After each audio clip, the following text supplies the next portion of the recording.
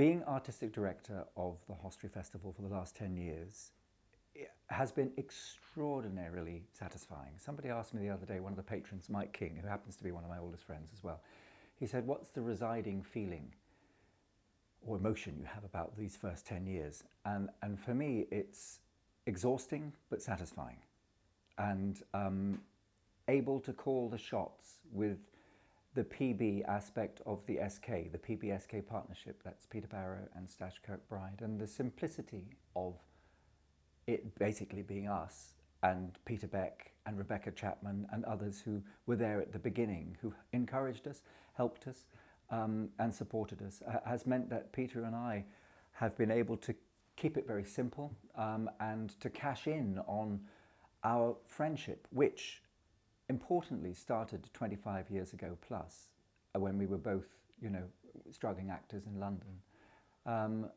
And so therefore we had that background of knowing each other, having lived together in various digs in London and all that, and becoming inseparable friends. So we had all that before we began an arts project. I like the fact that we are in what we refer to as the freedom zone. It's somewhere where you can make decisions quickly. We can say yes to each other and we can say no to each other. And importantly, as an artistic director, probably one of the longest serving artistic directors in Norfolk. Someone said that to me recently as well, of recent times. That was a shock, but it's actually true. To be in that position for a decade and to know the responsibility that comes with that, and the joy and actually frustrations. Yes, there are some frustrations, but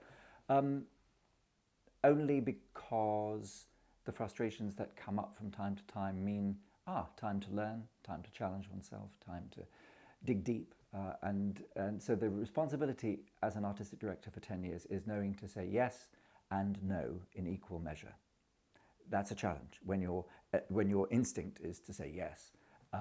To most things, it's also important to say no. And I think I'm learning to say no as much as yes. Being an artistic director of an arts festival that I initiated with Peter Barrow, we helped each other do this. We made it happen because we wanted to, not because we needed to. Puts me, I think, in an enviable position of being able to make sense of having been an actor in London for 20 years. And a producer. I never meant to produce theatre. I never meant to be a sponsorship person or a person who engages with business. I started out as an actor in Norwich at the 18, and the local reviews began to be embarrassing. It became about Stash, not about the play, because people told me I was good. So I went to London, I went to drama school, and at drama school everyone said I was going to be the next Ken Branagh, and hey presto, I wasn't. And I left with an agent who was okay. She died within 6 months, bless her. It wasn't her fault, obviously, but I was left without an agent, and she didn't really find it easy to push me, although people were saying I was going to be the next great thing. So very quickly, I had to become self-reliant. I had to start initiating. So for me, as a project initiator, it wasn't by design. It was by a need to express and to be in plays. And much like with Peter says, he began the festival so he can be in the play. Well, I began projects in London in order to be in plays. And often I was told by producers I was working with, this production is going to be great. Now all we've got to do is find someone to play the part you want to play who's famous, and we'll have a hit on our hands. That has been told to me so often as an actor. Even if I'm producing something or co-producing or bringing money to the table, not my money, investors' money, people's money, who I meet in a restaurant and I go in there for half an hour. This happened in London, in Islington. We were filling out lots of application forms, funding forms with people to make a documentary in London about the King's Head Theatre. And there were a lot of people who had graduated from universities and things, and they were all doing the right thing, filling out forms. And I said, I'm going to go down and meet some people locally in business. And the first restaurant I came into, I went into a kitchen with the owner, and he showed me around. He literally flipped the burgers and showed me how he's made money over the years. I left that meeting with 17 grand for the project, and we went back to him for another 23 6 months later. And bless his heart, he enabled us to make a documentary about someone who's since left this planet and who I adored, who was my favourite director, and he taught me a lot about what I'm now imparting to actors who are sweet enough to work with me and with the festival. So for me, the festival makes sense of a failed acting career. Was it failed? No. I was successful up to a point, but I didn't end up on the side of a bus as a movie star. I had a very active time for 20 years in London, but it was self-propelled. I think I forced myself on employers so often, as in, you must have me, please, writing, I hear you're doing this play. I did all the things that we were told at drama school to do. Write 360 letters a year, otherwise don't expect to work. Make sure it's personal, make sure it's to the director who knows what you're doing, so that you know what they're doing. I remember once I wrote to a director who must remain nameless, and he said, good letter, now write back to me again and tell me 3 reasons why I should employ you. So I thought, okay, interesting side angle here. So I wrote back again, and I just got a very, very curt reply, wrong answer. I never worked for him. So what I don't do as a director, if I'm auditioning or working, is I don't play games with actors. I don't actually play warm-up games either. I'm not a concept, I guess I am a concept director, but I'm not even a director, really. That's the interesting thing. I'm an actor who became a director through the joy of the Hostry Festival. But it's what I've said to Peter. It's what he doesn't bring to the table that makes him a fascinating person to know. Sometimes we wish we had more to offer, but actually it's nice not to have too much to offer. Peter has things to offer, but he doesn't bring a load of baggage with him. And I said that to him only recently. That's why I love working with him, because we leave the baggage outside the room. Unless it's really personal, then we have to go deep and we talk about anything and everything. But generally, when we meet about the festival, at the end of each year, we say to each other, okay, what's the theme for next year? What's going to make us tick? What are we going to get out of it? This is one of the biggest questions Peter and I ask each other every year before we begin the next one is, how are we doing? How are we physically? How are we mentally? How are all the people who work with us physically, mentally, all that stuff? Are we completely exhausted? Is there any steam left in the pot? Are we okay? Are we scared? Are we on edge? Are we fully prepared? Are we not prepared? Do we have the funding? Don't we have the funding? I think a project has 2 things happening to it. It's either funded or it's fun-dead. Ours is not fun-dead. Ours is very much alive. It's living, it's breathing, it's failing, it's succeeding, it's learning all the time. And as the artistic director who's right up the front, getting his head chopped off every other day, having, you know, whatever. Colin Self, the local artist, Norfolk artist who we've worked with a lot, said, every time you do something, someone's going to, you know, say something negative about you, so as well as positive. And I've learnt that that is the process. It still affects, it still hurts if somebody says something, but I have never gone out of my way to actually actively be strange or offish or weird with anybody, not purposefully anyway. So I take pride in that, and I think our rehearsal process is the same. The only thing I do require is kindness. Susan Hampshire said this to me last year when I interviewed her. Throughout her life, throughout her career as an actress, the one thing that she has always asked for is kindness. And that is the only thing that will make me say to somebody, okay, time's up. And if someone is being unkind or ungrateful or ungenerous or divisive or strange or weird, they go. And they go for a little while, and hopefully they'll come back, or not. But being in a position for 10 years, my responsibility as a grown-up at 52, finally maybe starting to grow up, is to be able to say enough is enough, as well as welcome, come hither. So that's really important, I think.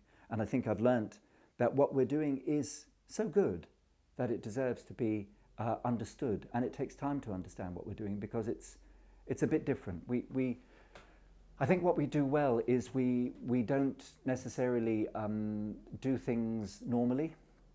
We don't second guess where the funding's coming from. We don't try to begin something in order to gain funding, in order to... There's a lot of projects that have to do this, and I take my cap off to them. Not that you'll see that happen very often, but I do take my cap off to them, to people who are grown up enough to be able to write funding bids and to do all the stuff that I don't do very well. I'm very good at meeting people for coffee. I'm very good at having what I call creative coffee, making a decision with... I like meeting people who can make decisions. I very rarely meet people here, I meet people who are up there, who can make the decisions. Or if I'm meeting people who are at this level, I say to them, thank you so much for the meeting, but can you introduce me to the person who can make the decisions? I very rarely engage with projects that aren't based in Norfolk, because if somebody has to make a decision, like I wouldn't go to, I don't know, Cafe Uno or Starbucks and say, would you like to sponsor an award or part of the festival? Because they can't make the decision. So if the decision's being made by someone you're never going to meet in Scotland, it's not going to work. But like with Booja Booja, who we've been involved with Total Ensemble, is sponsoring Total for, I think, at least 6 or 7 years. I know the guy who owns it. I know the guy who creates the ice cream. I know the guy who creates the flavors of the ice cream. So he's therefore able to say yes straight away. And that's the same with our media partners. That's the same with everybody that we've engaged with. Any project can only have the tone that is set from the top of the pile. So the top of the pile is Peter Barrow.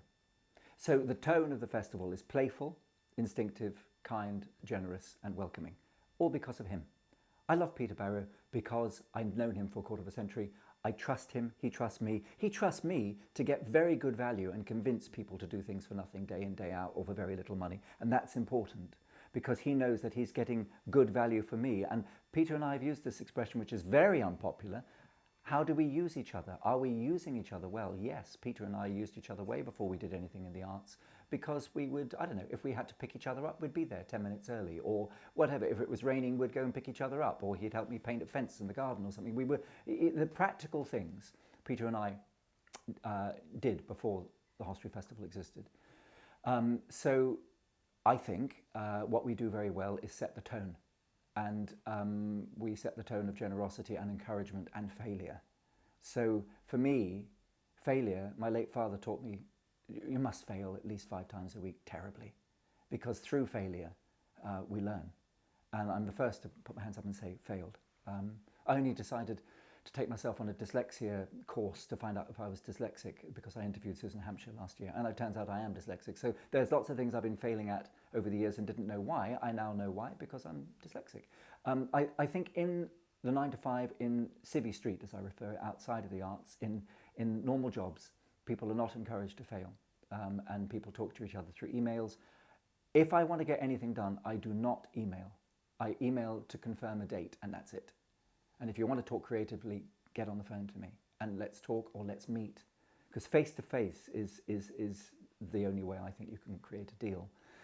I'm very proud of the fact that we've commissioned so much, over 100 commissions from Norfolk, engaging with Norfolk artists in Norfolk for 10 years.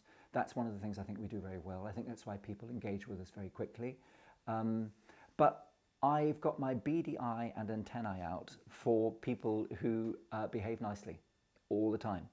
And if someone's handing out a program for us, I've absolutely got my pulse on them to who they are, to how they're behaving. So for me, it's as important. It's not in a kind of scary way, but it is very acutely there for me. It's a finely tuned instrument to find talent. I cast Tracy Catchpole, who played the lead for us 3 years ago in The Eagle Has Two Heads, which was a play I did 25 years ago in London, disastrously. It began and ended my career. But within one evening of meeting her at the Madam Market Theatre with Peter Barrow, we decided that we would do The Eagle Has Two Heads again a quarter of a century later because of meeting her. Because you cannot buy or make an inherent talent. You cannot. It is just there. Drama school? No, it's irrelevant. People have inherent talent. I would rather work, it turns out she'd been acting for 35 years anyway, but I would rather work with somebody who hasn't acted before or who is an amateur or whatever these titles are than I would somebody who is too set in their ways to play nicely or to engage and play in rehearsals. For me, the most exciting part of putting on a show is the rehearsals, actually, and making sure that everybody is in tune with each other right the way through the rehearsal process, if possible, all the way up to the night before we go in. So we're working with people who could be at the National Theatre. I could have been at the National Theatre, Peter could have been, Rebecca could have been, all the people who we work with regularly, Rebecca Aldred, Rebecca Chapman, Jess Taylor, all these people who we work with, Chris, Neil Orker, all these people we work with many times, Adam Edwards, lots of actors who've passed through with us, are as good as it gets.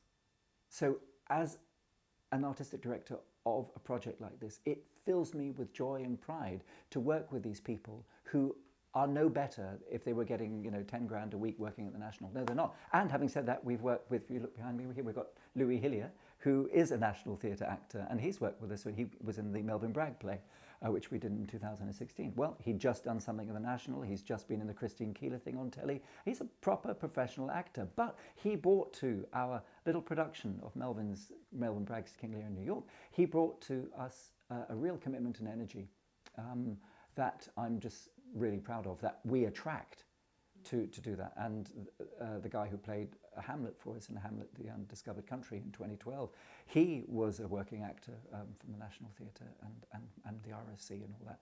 So for some reason, why do we attract all these people? I think, why do we attract you, Becky? Why are you making this film for us? It's because I think you sense that we've got, this is the 10th year, and that's what I'm tapping into every day of the week. I'm working on the festival 7 days a week, all the time, 24 hours a day, to connect with people who either need it, want it, sense that it's important to connect with what we're doing. And that's the only way we can make the festival work, is by connecting with people who need it or who want it. Because if we were to pay you what you should be paid, it would take up the majority of what we've got to spend on the festival. We make the festival work each year financially for less than a third of, actually it's probably, you see, no good with numbers, it's about a quarter of what some projects get given just for one project. And each year we commission about 10 new things, and we put on between 10 to 15 events. So I'm really proud of that. It's what we do with very little is hugely satisfying. The festival has a really wonderful philosophy of welcoming people in, and I guess sort of like placements, really, with the festival. So people can come and volunteer to give out a program. We don't sell programs, we give them out. They're all built into the tickets, another very wonderful thing, thanks to Peter's generosity. But we work with people who volunteer for 1 day, for 1 week, for 1 month, for a year plus. So nothing satisfies Peter and myself more than to see people develop with us, get something out of it, and often, sadly, move on to other and better things, or bigger things, or paid work.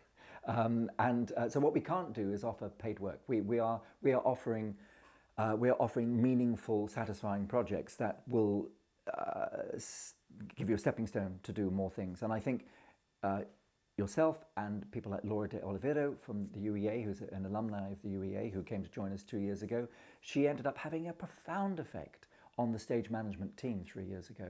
Absolutely fantastic. She'd only been with us a week before we opened. And then she came back the next year and she joined Total Ensemble, is working with Rebecca on that brilliantly, contributing some fantastic stuff on the website, on the graphic design, and hey presto, like yourself, is even now performing in it. So literally, I always say this, be careful what you wish for, because you start with getting involved with something and it is all there. But the things we do require, money or no money, is punctuality, kindness, initiative, very important, initiative. I love initiative. It's so attractive to people who get back and say, hey, how about this way? Or it's been great you've been doing it this way, but haven't you perhaps been working a bit too hard? Let me help you with this. And I get that from Laura a lot, and I get that from you. So I think it is a two-way street, and that starts with me and Peter Barrow. There are many, many things that Peter can't do that I can, and vice versa. So that exchange starts with me and him. And I think and believe that's why it radiates throughout the whole festival.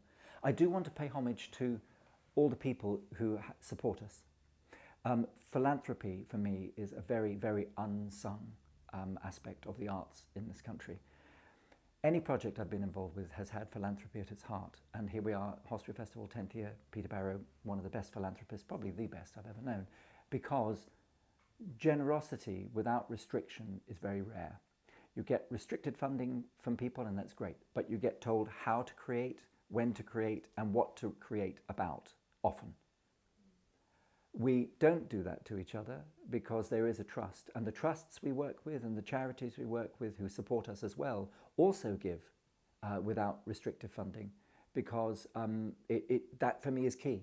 I won't give up the joy of the freedom to be able to create from the off. And I think people who can do that and who are clever enough to do that, to do it the other way round, to get the money first, and then create, and then spend 6 months afterwards saying what it was like, that's great, but it's just not me. I just can't do it. And I think it's like somebody who can't read music. I can still play piano, but I can't read the music. So I think it is probably a block. Maybe it's the dyslexia. I don't know what it is. But for me, it's inherent. It's deep. I can't sit down at a desk for a year beforehand and do fundraising. I just can't. And maybe that's why. Maybe our biggest faults are also our trademark. I think the trademark on this festival is people know if they want to get involved, they've got to come and meet me for a coffee. I report back to Peter. Peter and I say, yes, it's going to work, or it isn't, and it's done. And that I love. So I think while I'm here, that's how it will be. And I think Peter allows that. Peter has allowed me to flourish as a creative in ways that no agent, no drama school, no one since my late mother has allowed me to do. My mother supported me for 25 years as a struggling actor. My father encouraged me for 10 years before that.